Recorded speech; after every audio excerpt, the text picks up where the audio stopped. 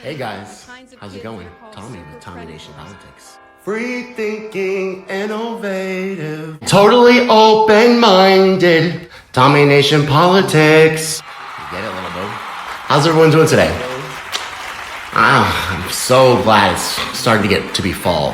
I mean, man, it just kind of helps you forget about the heat and reflect on life. More focused, that's me, during this kind of weather. So, I thought I'd come to you guys with some free thinking, innovative, and insightful thinking. But you can let me know if it's not. I'm sure you will. Why am I so fervently hateful of Joe Biden? I think y'all deserve to know this, because it's not like you wouldn't have figured it out if you hadn't already. You know how I mentioned some of the most draconian laws came out of the 90s when the Democratic Party decided to become a tough on crime, law and order, right-wing Republican business courting organization? So one of the things that they really emphasized on was, heroin in the black community, how drugs makes you a violent criminal. So they would incorporate drug addicts because they have lost their minds, right? I mean, mental illness. Guys, so there was a lot of good things in the 90s, but mental illness, awareness, and homophobia, that was some stuff. Just be real. So basically, they would incorporate, this mental illness known as addiction. They would incorporate that into something that would make you an empty person. Conventional wisdom and social norms at the time was that ingesting drugs would take away your personality and thus make you a violent criminal because you have no conscience, no empathy. We can talk about how they got that way, but first we have to bring them to heel. The fourth challenge is to take back our streets from crime, gangs, and drugs. As a nation, because of what bring them to heel, that stuff. Anyway, so drug addicts were labeled as violent criminals because they had no souls, they had no personality. They were just drug addicts. Oh God, this is your brain. This is your brain on drugs, right? What started to happen was mass incarceration, the 3-strike law where they would lock you up if you got in trouble 3 times, especially if you were in an urban area. And then, of course, horribly long sentences, mandatory minimum sentences for drugs. What would happen when a drug addict, or now, I mean, it's not even over. What will happen if a drug addict gets caught with drugs? Are they going to be helped? Are they going to be rehabilitated? Or are they going to go to jail? And especially if it's heroin, if it's crack, if it's cocaine, if it's methamphetamines, they're going to have a felony on their record. They're not going to be able to get a job. But forget about the future. Think about what happens at that moment. At that moment, the drug addict who is using drugs, we now know because of, a coping mechanism or some void inside that could be filled by just talking to people, counseling. Did we try any of these avenues? No. They take the drug addict and they put that drug addict in a jail. So what's in this jail? Okay, let me explain this to you. Have y'all ever been to jail? You have no rights at all, of course. You are a number. You're nothing but a number, and you get this number when you first come in. Then take your picture, they take your fingerprints, they take every DNA sample they can, and then they give you a shower with some soap, and then they give you a tetanus shot. And then they put your ass in a cell. But the cell has a tank. It's called tanks. They call them tanks. And in these tanks, there is an assortment, a number of people. Okay? And in each tank, there's cells. Okay? So you have like a cellmates in this specific tank. And there's lots of different tanks. So what happens if you do crack cocaine or if you do heroin and you get caught with it? You have a felony, right? So they put you with felony people. Okay, who are felonies besides drugs? There's rapists, there's murderers, there's hardcore thieves, like armed robbery. Now, these are the violent people.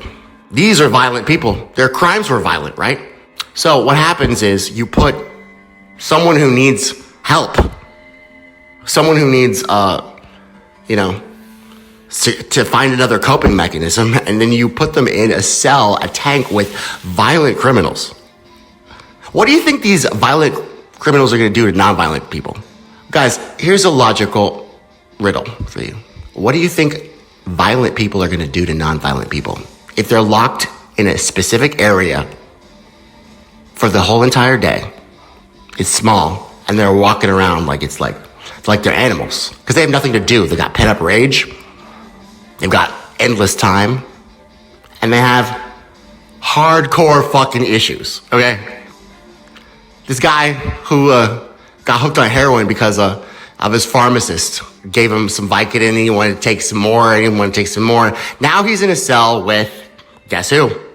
He's in a cell with Charlie the rapist, and Ernie the murderer, and a hardcore armed robber named Bert. Hi, Hobart. Yeah, they're not good guys. And what happens is they start to notice the heroin guy, because the heroin guy, at first he's asleep or, getting over the shit, right? So he's in the bed most of the time. But then he starts to walk around, he starts to feel good, Hey guys, you helped me. Thank you for rehabilitating me. Then he starts to eat food. Then he starts to interact with other people. Who are the people he's interacting with? First of all, this could go one of two ways. This drug addict. First of all, he's also in a cell with other drug addicts. So now he has an endless number of, resources to get drugs. He's in a cell with violent criminals. He's gonna get killed, bro. He's gonna get shanked if he walks a certain way. Like, I've been to jail, guys. Let me tell you, I'm speaking from personal experience.